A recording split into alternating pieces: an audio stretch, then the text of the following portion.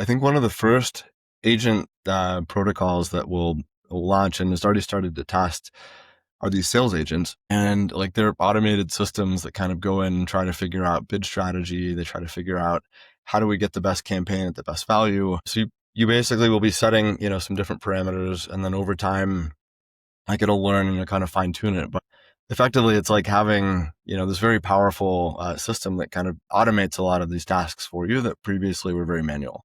Hey everyone, this is Kevin Kerner, your host of Tech Marketing Rewired. We have spent the last 5 years obsessing over the death of the cookie, but while the industry was doing a bit of panicking about tracking, AI has been working in the background to rewrite the rules of targeting. Today, I'm excited to sit down with Brendan Norman, the founder of Classify. Brendan spent years at Meta helping build the Facebook audience network, so he has seen the machine from the inside out. Gives him really unique perspective. Now he's building what he calls Contextual 2.0, where we aren't just matching keywords anymore. We're talking about AI that reads a web page like a human does, understanding sentiment, tone, and nuance to place ads with really surgical precision. But building the tech's only really half the battle. As we find out, Brendan puts it, the ad tech industry is like New York City plumbing, old leaky pipes that are hard to replace. We discuss how to innovate in a legacy infrastructure, the rise of the Agentic Web, and why the future of advertising isn't about following the user, but understanding the moment they are in. But before we get started, I wanted to mention this episode is sponsored by my company, Mighty and True. Look, too much of B2B marketing is just random acts of management. Mighty and True is an agency that replaces that chaos with systems. We help B2B tech companies build revenue engines using proven playbooks and our own innovative technology, not guesswork. If you're ready to stop improvising and start scaling, visit us at mightyandtrue.com. So I'm excited about this one. Let's get to it. This is Tech Marketing Rewired.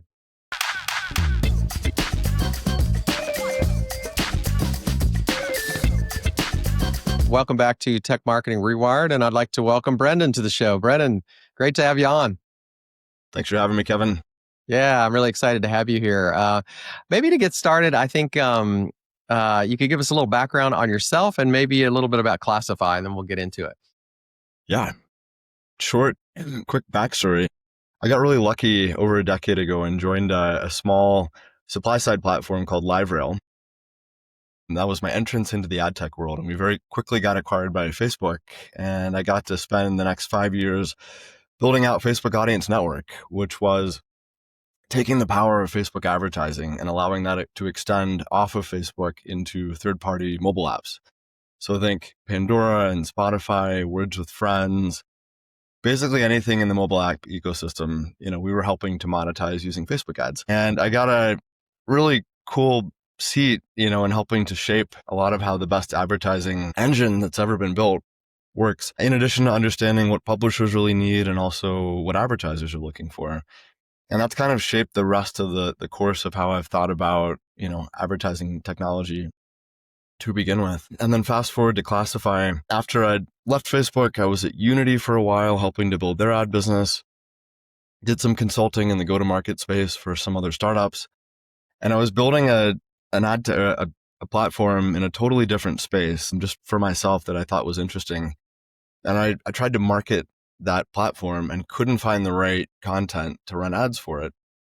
It led me down the journey of kind of asking, why doesn't this exist off of, Facebook? And I found out that nobody had really cracked the code for understanding at a very granular level, how do you scan a web page and how do you read that blob of content in a way like a human would, where we are just naturally really good at understanding, the category of the web page might be sports, but there might be a lot of nuance to the specific ways that they're talking about it, the specific entities, the people that they talk about, the products, certain parts of it talking positively and negatively.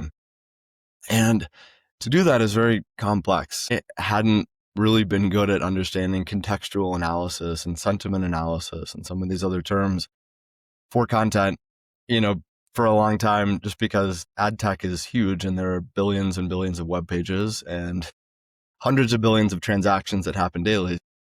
To do that at scale takes a lot of processing power. But thankfully, we're kind of at the point where the technology is finally caught up to be able to support. And you asked about Classify.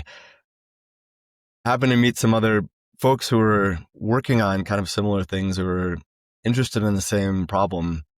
And we came together and just decided to build a company around it, to initially solve the marketing problem that I was facing. And then we realized pretty quickly, I think other folks would benefit from this too if we were able to help them find the right web pages to run ads against. And so we got started, we built a full product, and we launched it back in June, right before Cannes. That's awesome. Remind me, what was the product that you were trying to market? You told me before. I can't remember what it was. It was called Beta, and Beta is like a mountaineering and like That's right. backcountry ski touring thing that literally means just local rock climbing. Also, it means like local information. Right? What's the beta on this route? That's And cool. it was a platform to connect backcountry ski touring guides, rock climbing guides, mountaineering guides to people who wanted to meet them and learn more about them and improve their skills, and Yeah. also hire these guides to take them out from all around the world. And if anybody's listening who cares about that space, please go build the thing. I would be happy to share all the research that I've done, all the contacts that I made. I don't have time to focus on it right now, but I hope it exists at some point in the future because it's a pretty cool thing. Well, what fertile ground for this for the product that you're building now? Because that's got to be a hyper niche audience. It's a super high. You can't go to Outside Magazine as much. Maybe there are probably some, and maybe you can, but there's got to be some really interesting targeting that needs to happen to hit that niche because it's so specific. It's a great example because previously some of the existing tools would categorize all of Outside Magazine, Yeah. in that space, and then try to run an ad against mountain biking or kayaking. And those are really cool sports, but they're not as specific as like backcountry ski touring. Yeah. And the technology that we built would literally scan all of Outside.com's content and then classify it into ways that make it really easy to understand. If you want to run an ad for kayaking, these are the specific URLs. Or if you want to run an ad for backcountry ski touring, these are the specific URLs. And the cool thing is that applies to anything, pharmaceuticals, P&G, like any type of product or service that exists. We built this infrastructure to be able to quickly find that content across the open web. Yeah, and a lot of our customers are in the tech space, but it's interesting what's happening in B2B and tech right now is that a lot of B2B and tech companies, let's say you're a cybersecurity company, we might want to contextually advertise to you based on your own personal interests, in addition to the fact that you're into cybersecurity. And so there can be both consumer targeting, but to a business person, and knowing what your business people might be interested in from a consumer perspective, or what TV they watch, what magazines, where they're out online, can be used to target a very specific business message where they show up personally. So the targeting world's getting much more interesting and complex in B2B these days. I was going to ask you, so the biggest conversation over the last few years, other than AI, one of the big conversations around targeting has been the cookie. And it seems like that's such an old term now because AI is kind of like sucked all the oxygen out of the room. Can you explain the problem of targeting now? I think there's talk of the cookie going away. I think Google has slowed that down some, but what is the problem that faces advertisers in terms of targeting today? So it's a really good question to unpack in the sense that historically, the ad tech ecosystem and the large players have been really good at figuring out how to solve a problem and then create a new problem at the same time and then deprecate their solution by having another problem. Yeah, 100%. So the cookie was originally kind of like the IDFA, Google or Apple's identifier for mobile. These things were originally created to kind of have obfuscated identity tracking, technology that kind of follows somebody around. And it was supposed to be privacy safe, but the more you get into it, the more you realize that like any one of these technologies, people figure out how to exploit it pretty quickly. And, the general narrative around like privacy is an ongoing discussion, I think, in the industry.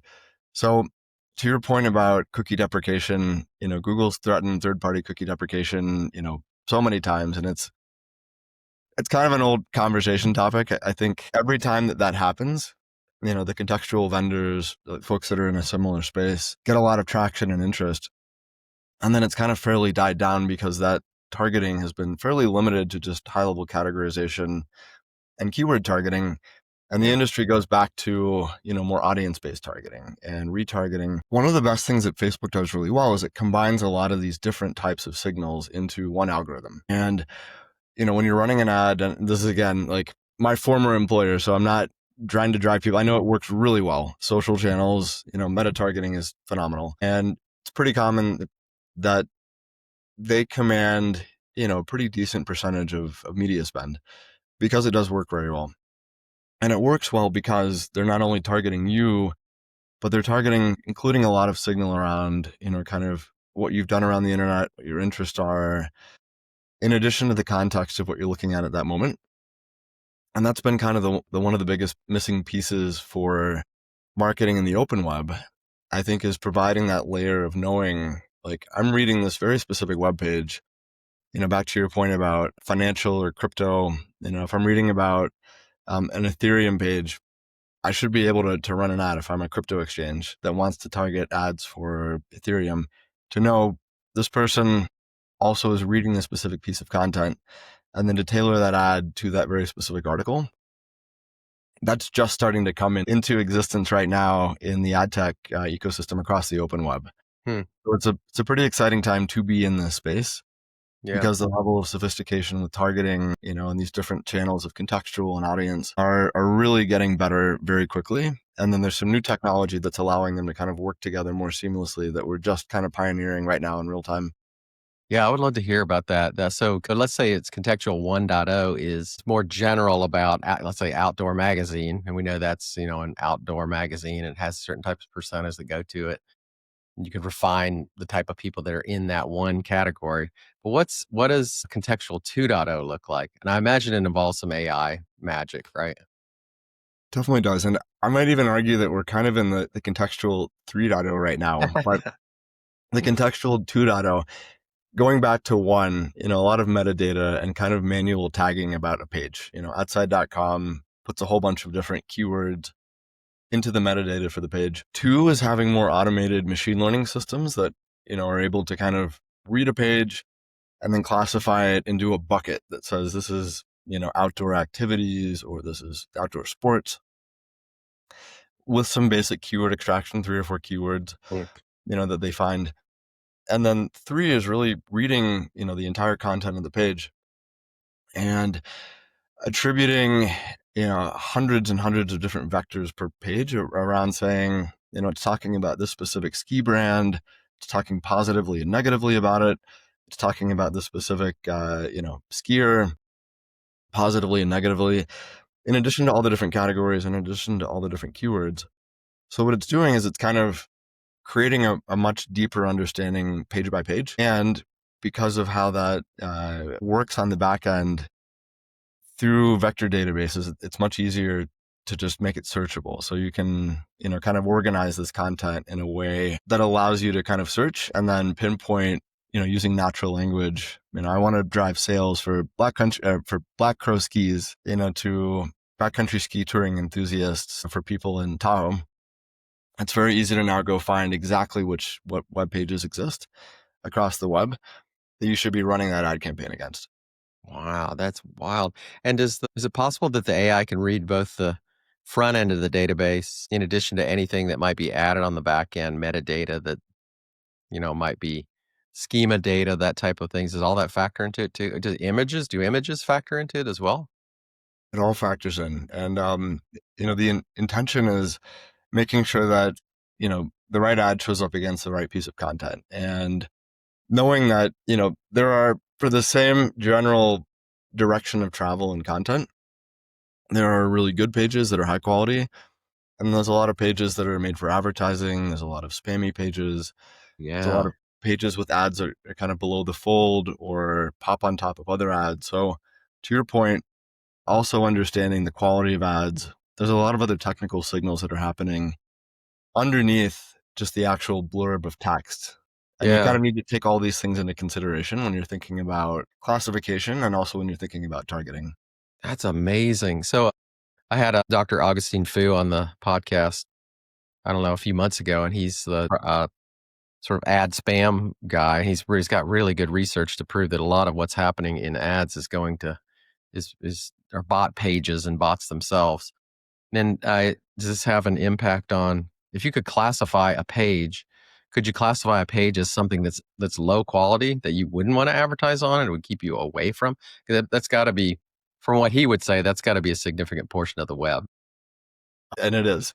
Yeah, like he's absolutely right. And you're right. Like some really very important research that he's doing. There are a couple companies that do brand safety, brand suitability. And in the industry, um, I think that there was so much of a kind of pushback against the quality of the work that was going into that, that the MRC just released a new standard that basically goes much deeper into anybody who's able to say that they do brand safety or brand suitability and or quality metrics, that they have to be at the page level and they have to provide this very advanced level of contextualization and classification if you're selling brand safety or brand suitability. Wow. That's cool. So you would be, so in some ways, this new contextual analysis would be able to fuel that. It's just another level of a page that's safe, something that's of value, right? Just gives you a higher level of confidence that it's of value.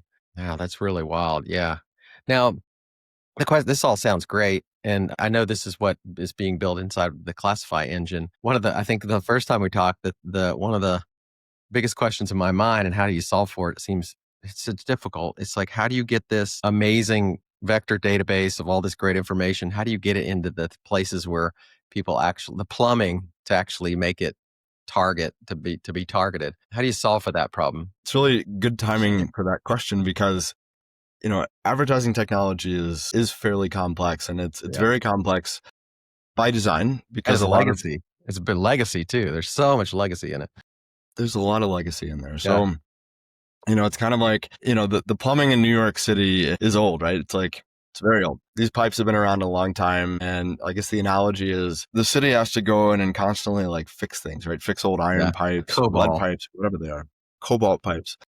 And everywhere there's kind of leaks going on and people tolerate it. Like it's fine. It works fine. But if you can build brand new something from scratch right now using modern technology, it is just by default going to be much more efficient. It's going to have a lot less waste. You can measure and track it more. And we're part of a group called the Advertising Content Protocol. Sorry, can we pause? Yeah. Yeah. You mind Go if we ahead. edit that one out? Yeah. Sorry, Yeah. it's been a long day. This is like, I think the third podcast I've done today. Oh, you should be warmed up by now. I should be, but I'm also But tired. you're losing it. I'm sorry. I'll go back to that. Okay. We're part of a working group called the Ad Context Protocol, and it's basically built on top of Anthropic's Model Context Protocol, MCP. But AdCP is a new layer that's effectively going to be redesigning all these pipes that allow these different systems to talk to each other. Data providers, signal providers, creative providers, selling agents. Everybody who's built these really interesting backend systems will now be able to kind of deploy those systems in a much more standardized, secure, safe way, where they'll be able to integrate it directly into an agency's intelligence platform or a supply side platform, a demand side platform. And the protocol is cool because it's standardized. And instead of having to design a custom API endpoint for every single connection, there's basically one. So it's like, you call the same phone number over and over again. And the goal and the vision of this whole movement right now is to basically standardize how this data gets transferred back and forth and to make sure that everything is going to be a lot more efficient, a lot more secure, privacy safe, trafficable, measurable, and design a system that's really built, with the advertiser and then the publisher in mind. Who's what type of companies are can you name some of the companies in the consortium? What we know some of Yeah, them? Bunch definitely. of big It's cool. companies? Some big companies. Brian O'Kelly, it was his original idea. So he's now at Scope 3, Hmm. but he was one of the founding members of Right Media and also AppNexus. Wow. Arguably the godfather of programmatic advertising, and then Prebid created this, giant ecosystem to begin with, and is now kind of solving some of the inefficiencies that got created along the way over the last decade or so. So Scope 3, Pubmatic, who's a large supply side platform. Yeah. Yeah. There's a couple of big agencies that are in this space, and then a couple other data providers like us, Optimal, Swivel. Wow. That's so cool because your use case is this vector database of contextualized web pages. Someone else might have an audience sort of network. There's so many ways you could combine this data in interesting ways, but getting it to meet. That's what I love so about MCP. It's so easy to use because it takes the difficulty of getting into data back into an LLM, reading the data directly. It's just so easy. There's so many use cases for it. It's ridiculous. And in terms of like a before and after example of buying an ad in this new world or using this ad context protocol, can you give us some simple use cases of how it might work in the future state? Very much. And it's a lot about agentic experience. So agents talking to other agents. And what that means is, for example, data provider who's doing creative or contextual data wants to talk directly to an agent that's living in an agency's intelligence platform. Those two agents, they can kind of set in some basic logic and have those two agents go out and kind of negotiate on a price, or they can figure out what's the best ad creative to deliver for this specific campaign, or they can figure out what's the best audience to use to target against for this specific campaign without necessarily having to have a human involved in making a lot of these manual decisions.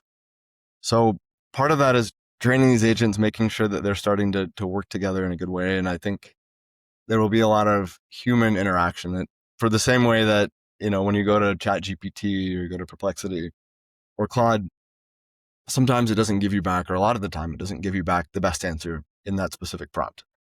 Then you kind of have to fine tune and revise and go back and forth. We'll continue to see a lot of that. And, if I'm somebody who's in ad operations today or who's in campaign management, who's building these campaigns, working in an agency, there's definitely some concern around, like, wow, is this my job at risk? And I think it's the opposite. I think a lot of this new technology just enables you to go back to being a lot more strategic. 100%. And you're kind of thinking about it in a way that allows you to just get a lot more done a lot faster. Yeah. So that's the goal. I mean, we're figuring a lot of this stuff out too as we're building it. Like, what do these policies look like? So cool. So cool. I have a question about another use case. I don't know if I'm thinking about this the right way, but let's say you've got classify with these contextual data sets in it. You've got some other tools. Is there is there other middleware software or LLM where I can chat with both of those things at the same time? Will there be or is there in the vision here, the ability to have a chat screen that digs into these things using ad context protocol?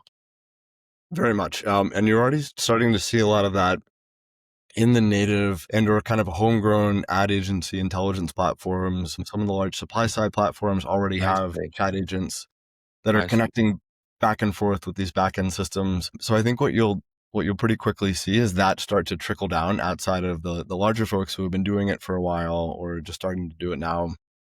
I think you'll start to see that a lot more accessible across like all these different platforms.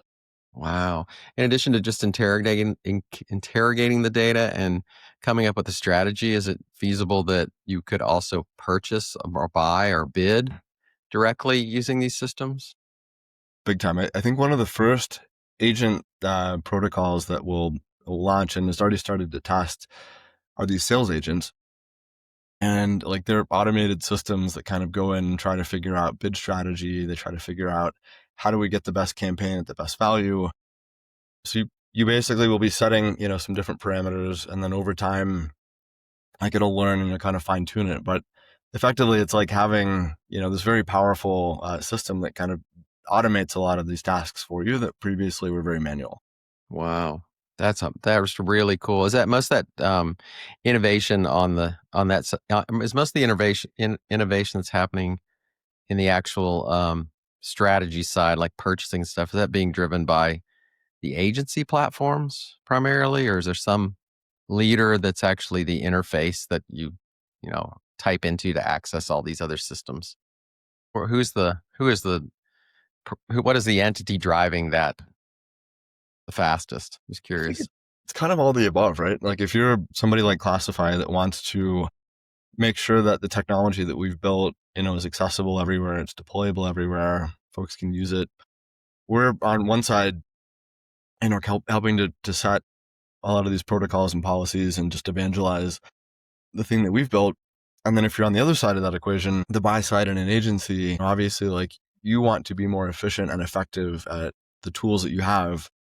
and going back and forth between a whole bunch of different platforms, using a whole bunch of different services and dashboards is a lot of work. So they're working to streamline their own workloads quickly. So I would say kind of everybody is invested in this, the success of helping to make sure that these new agentic experiences just work really well, and they're actually providing value, but they're adhering to the things that you're setting up, you're asking them to do.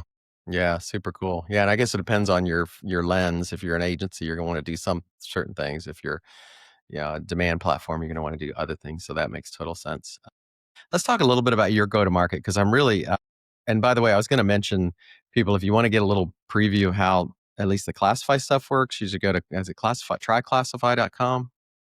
Right? Is that your, yeah, it's pretty cool. You can actually, you have on your main homepage the ability to like type in a query, and it will list out the very specific pages that are targeted for whatever your query is. It's really cool.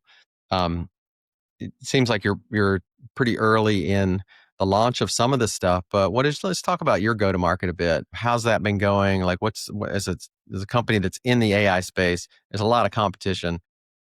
What's working, what's not working in the go-to-market for you guys? A big part of it is this. It's chatting with folks to kind of help evangelize, this next version of Contextual. And we have effectively two products at the moment. One of them is on the classification side. So we're working with the publishers and supply side platforms to just help give them better insights into what's going on inside their content at large scale. Hence the name Classify.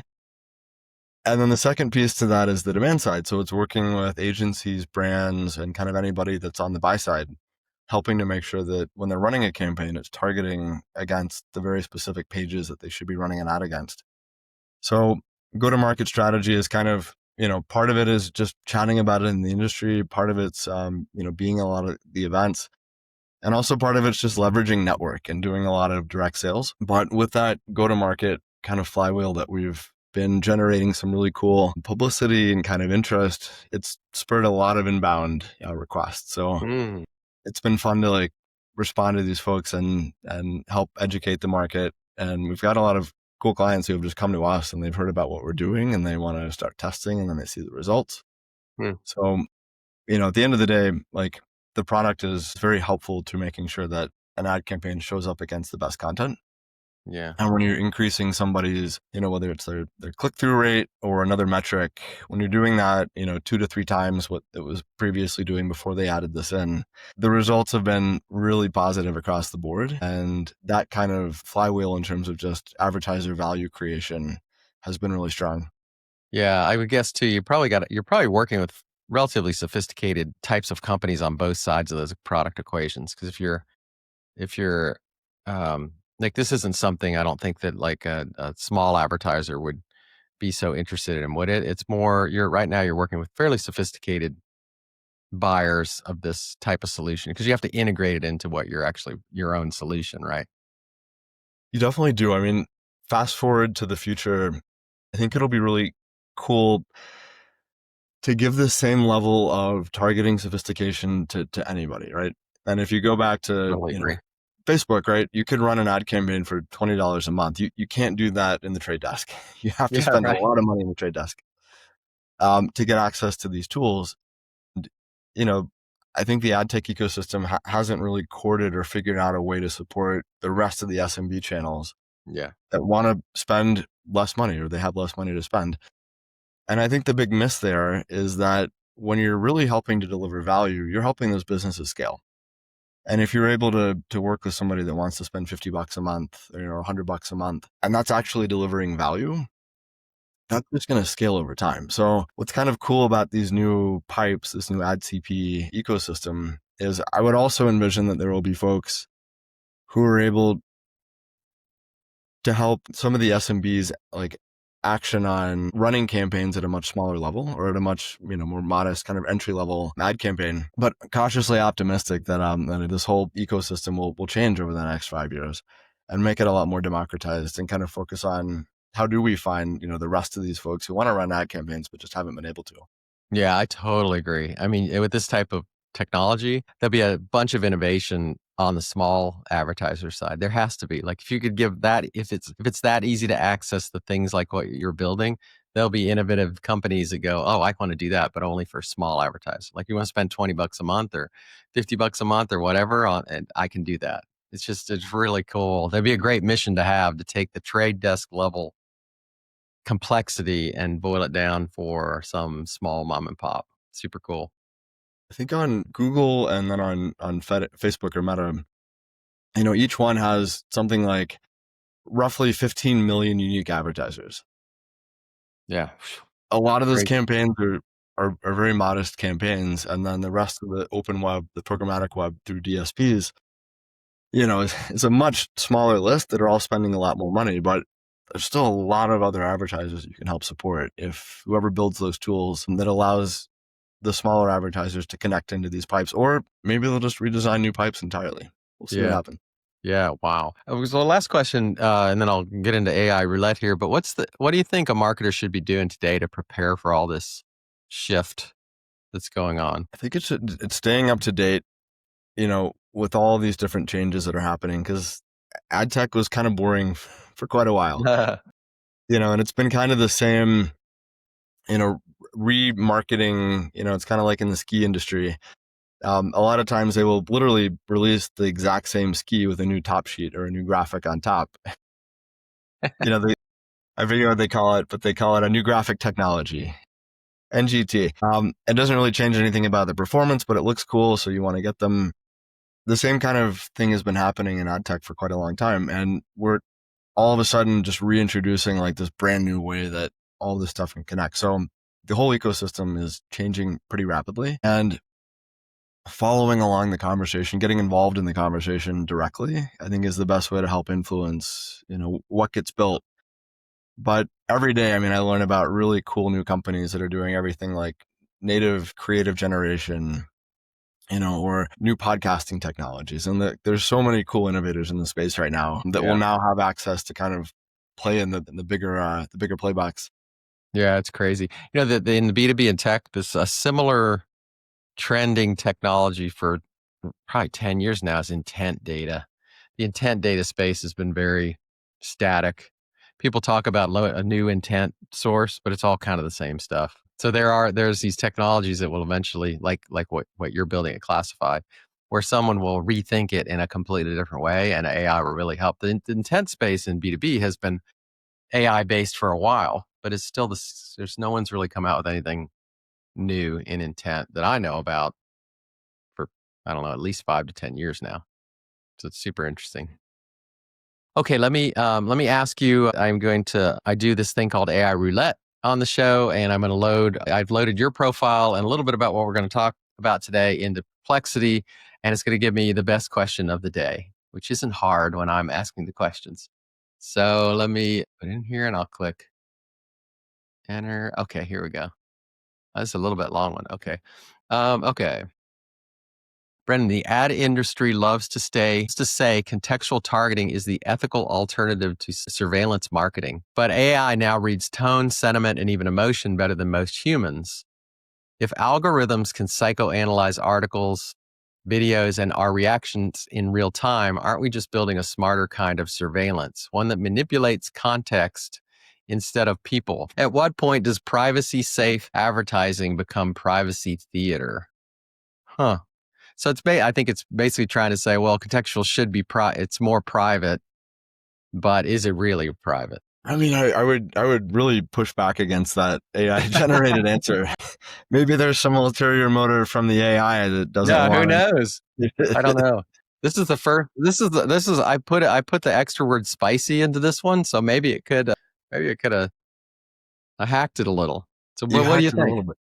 I think the short answer is, back to privacy. Like, what does privacy mean? It means that it's not looking at Kevin and it's not understanding, what you're actually browsing, what you're clicking on, all those things. Like, those are private things that you do.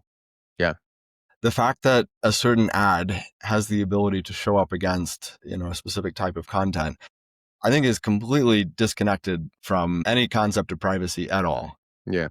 Content adjacency, is a totally separated thing, and it's actually in a lot of ways, like we did a lot of research on this a while back, but it can be not only better for the advertiser and drive a better outcome, but it can actually be a better user experience. So if you are reading an ad about football and you see something that's totally irrelevant, you may or may not engage with that because you've been already browsing, looking at that, been following you around using some retargeting. But more likely than not, if you see an ad about something that's like really related to the article that you're reading or the podcast that you're listening to or the video that you're watching, you are much more likely to engage with that because you're already in the mindset. So there's also some psychology, around how relevant it is.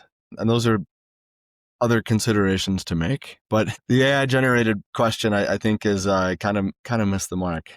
Yeah, it definitely did. It also is sort of inferring that the AI may cook the books in some way, where you're just trying to you're trying to create a context that's not there. So it's kind of manipulating context, which the AI isn't going to want to do. Like when it looks at your page, it's going to want to accurately describe that page as accurately as possible.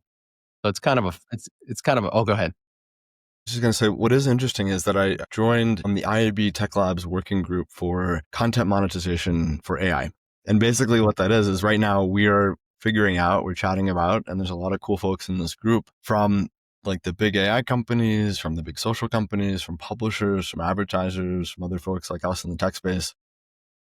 And there's a really interesting discussion around how do we help content creators, publishers that are putting out interesting content protect more of that from, we all saw the recent lawsuit that just happened. I think it was Perplexity and suing, or Reddit suing Perplexity for scraping without, giving them any monetary value. And it's a really important question to be asking through all of this right now, is how do we build the right guardrails in place that help publishers protect the content that they're creating in whatever format that shows up as.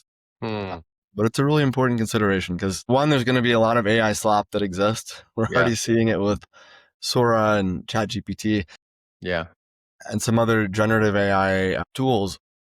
And at the same time, I think that's going to drive towards really high quality content. So anybody who's an expert in making, a really nice video or writing an article, great writers, great musicians, like whatever it is, all this AI doesn't necessarily diminish their quality. I think it elevates that. Yeah. The same kind of a thing happened when Instagram came out. I had a lot of friends who were professional photographers who were terrified that they were going to get buried under everybody now having an iPhone in their pocket and being able to post it on Instagram. Yeah. But it kind of did the opposite. It elevated the really good ones and it kind of retrained us to look at, okay, there's a lot of pictures now. If I'm going to spend time, I only have 24 hours in a day. I want to spend most of that time looking at higher quality stuff. And I think the same thing will happen moving forward with content creators, with publishers. We're just going to have to figure out kind of different channels and how to navigate it better and how to structure it in ways that the economics are more favorable, towards the content creators themselves. But I don't know, I continue to be cautiously optimistic. Yeah, me too. Well, I love what you guys are building because if anything, the ability to classify good, what type of content is on a page, what's good and what's not good, what might be safe and not safe. It's just a really smart and needed technology. So I applaud you guys for what you're doing, and I'm a fan. And I'll keep watching what's happening. I do hope that everyone that's listening to this goes to try classify.com and checks out just the simple little targeting that you have on the homepage. It's really cool. It immediately gets across what you guys are trying to do. It's really super cool and a very easy way to see it. So, Brendan, I want people to be able to reach out to you and ask questions. If they want to get a hold of you, what's the best way to stay in touch with you guys? Yeah, either shoot me an email or connect on LinkedIn and shoot me a message. Cool. That's great. And I'll put your details in the podcast description. So I really appreciate it, Brendan. I know you've been traveling a ton, so I really appreciate you joining me here, and I wish you the best of luck. Thank you, Kevin. Okay. Talk soon. See ya.